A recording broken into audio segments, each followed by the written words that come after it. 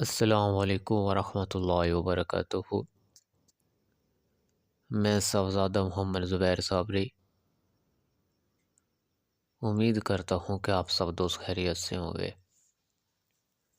دوستو، اگر آپ میرے چینل پہ فرسٹ ٹائم ہیں تو میرے چینل کو سبسکرائب کر دیں اور ساتھ گھنٹی کے نشان پر کلک کر دیں تاکہ میری ہر نئی آنے والی ویڈیو کو نوٹیفیکیشن آپ کو لازمی ملتا رہے۔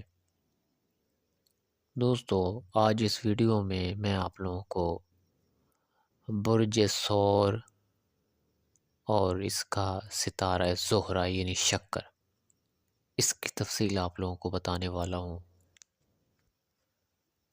دوستو، اگر کسی آدمی کا برج ثور ہو اور ستارہ زہرہ ہو تو یہ نشانی دولت مندی، عیش و عشرت اور کامرانی کی ہے۔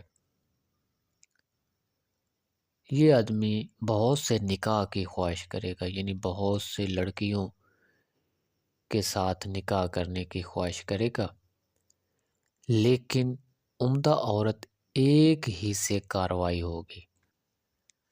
اس کو چاہیے کہ شرع کے خلاف کوئی کام نہ کرے تاکہ اس کا کام مرضی کے مطابق پورا ہو۔ یعنی جس آدمی کا برج ثور اور ستارہ زہرہ ہو، اگر یہ آدمی شرع کے خلاف کوئی کام نہیں کرے گا تو انشاءاللہ اللہ کے حکم سے ہر کام اس کی مرضی کے مطابق پورا ہوتا رہے گا غیب سے۔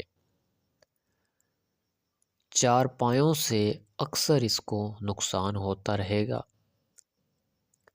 جس کے ساتھ وفا کرے گا جفا پائے گا، جو کچھ کمائے گا اڑا دے گا، اولاد بہت ہوگی۔ اکثر آنکھ کی بیماری میں یہ مبتلا رہے گا۔ شعبان کا مہینہ طلب حاجت کے لیے بہت مناسب ہے۔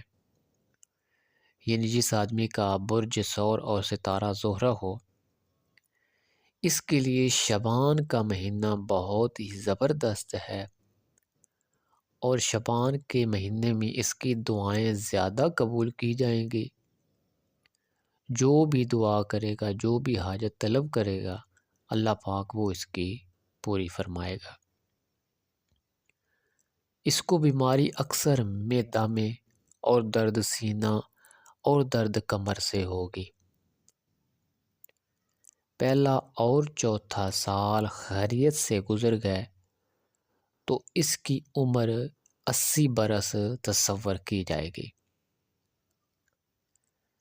اس کو سفر میں بہت فائدہ ہوگا، لیکن خرچ بھی کر ڈالے گا۔